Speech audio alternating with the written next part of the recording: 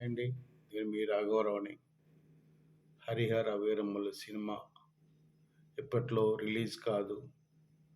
Cinema అనుకోని బయ్యర్లు లేరు అని కూసిన టక్కరి జిత్తులు వారి నక్కలకు సమాధానంగా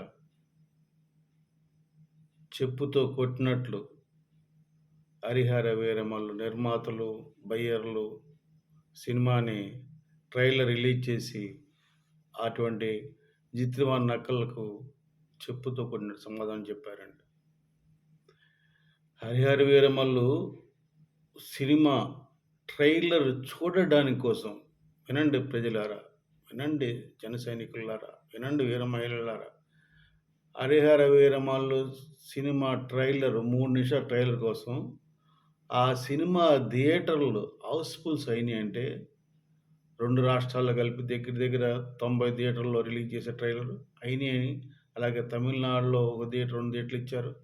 ఇవన్నీ ఎందుకు చెప్తున్నా అంటే ఇంత అభిమానం ఉన్న నాయకుడు పవన్ కళ్యాణ్ గారండి. ఆయన క్రేజ్ వేరు, ఆ లెవెల్ వేరని ఈరోజు ట్రైలర్ చూడడానికి కోసం ఇన్ని థియేటర్లు ఏదేదో సినిమాలు ఆడుతున్నా కూడా ఆ సినిమాలు చూడడానికి అభిమానులు పవన్ కళ్యాణ్ వెళ్ళారంటే అది ఆయనకున్న క్రేజ్. పవన్ కళ్యాణ్ గారికున్న క్రేజ్. అటువంటి క్రేజ్ హీరో పవన్ కళ్యాణ్ గారు. ఆ పవన్ కళ్యాణ్ గారి సినిమాకట రాదు, బయ్యర్లు లేరు.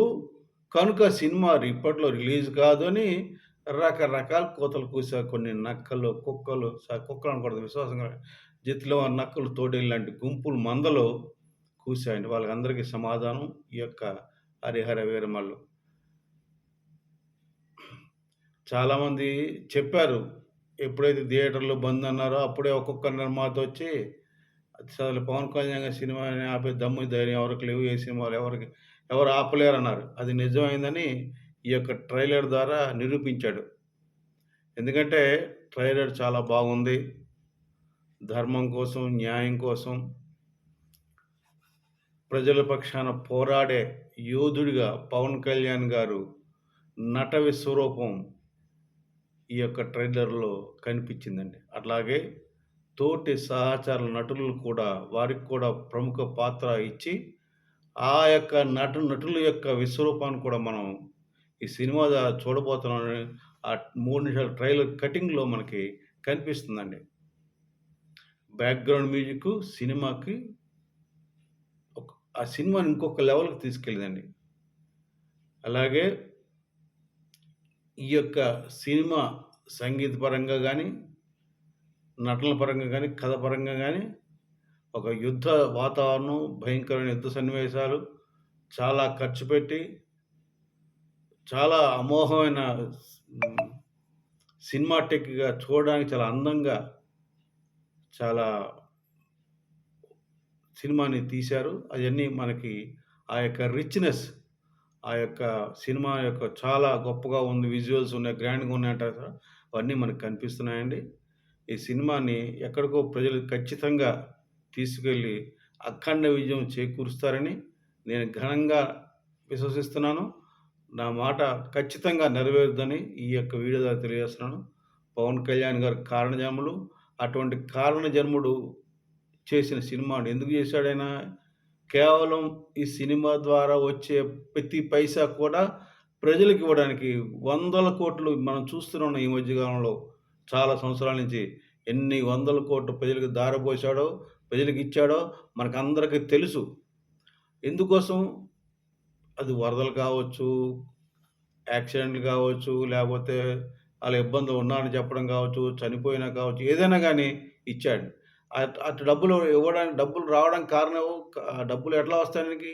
ఆయనకి సినిమాల ద్వారా ఆదాయం గనుక ఈ సినిమా కూడా ఆయన యొక్క మంచితనానికి, మంచి సినిమా తీసిన ఆహ్, మన క్రిష్‌కి, ఏఎం జ్యోతికృష్ణకి నా యొక్క హృదయపూర్వక అభినందనలు తెలియజేస్తున్నాను. నిర్మాత హేమరత్నకి, దయాకర్ రావుకి ఇదొక కాసుల పంటగా వచ్చి గొప్ప సినిమా అవుతుందని, మళ్ళా పార్ట్ 2 సినిమా కూడా త్వరలో మొదలుపెడతారని నేను నమ్ముతున్నాను, విశ్వసిస్తున్నాను.